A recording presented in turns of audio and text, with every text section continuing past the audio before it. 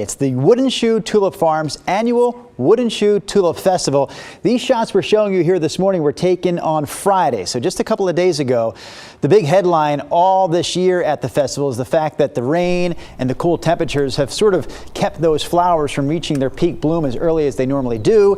Behind me this morning, we have live coverage from the fields. In fact, we have a third-generation member of the family that owns and operates the farm out there in Woodburn. This is Emily Iverson. So, Emily, if you'll allow me, I'll share the big news this morning. They're going to extend this year's festival. It was supposed to end at the end of April, but they're extending it by 1 week through Sunday, May 7th. So I'll let you explain why that extension is necessary.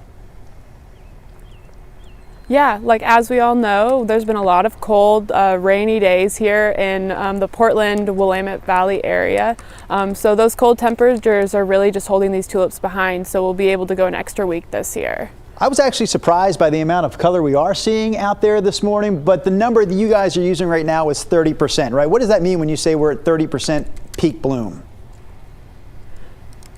Yeah, as you can kind of see behind us, we have quite a few varieties that are still green. They're just showing buds and haven't bloomed yet. So about 30% of the field is actually in peak color. Those varieties are in full bloom, but we still have quite a bit of the field yet to go. So we have a question from Brenda Braxton this morning on the news desk. Hard-hitting question from Brenda. She asked this: if she was to buy cut tulips from the farm, tulips that haven't quite bloomed yet, would they bloom when she get them home, and how long would that take?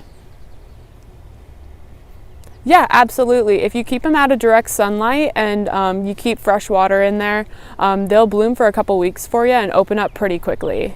And you are doing the cutting for people, right? People aren't hopping out there with the scissors. No, we do not allow you pick, but we will pick bouquets for you and you can buy them in our market. Can you also explain one more time for our viewers something you did a few years ago when the pandemic hit and something you continue to do? You only do the ticketing ahead of time. You can't purchase a ticket in person. So I imagine people need to get that message now so they don't show up expecting something else. How does it work?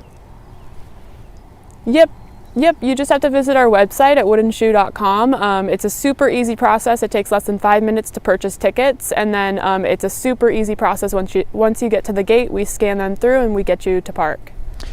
Have there been any crowds so far this year? I know you guys always look forward to Easter being a big time for the festival. That has obviously come and gone. Have you ever had a day out there yet this year where you've actually had what you consider to be a crowd? Saturday we did. It was our first busy day of the season. It's rained just about every day so far, so we haven't really had those crowds because people are waiting for that better weather. So we're hoping that the next couple of weeks are going to turn up. Emily, you've been awesome this morning. Thanks for waking up early for us. Eric Patterson behind the camera showing off those flowers behind you. We'll share the details one more time. The festival extended now through Sunday, May 7th. There you see the hours on the screen, and it's woodenshoe.com. Chris and Brenda for more information. It is still a beautiful view out there. I don't care how many flowers are blooming. That's just gorgeous.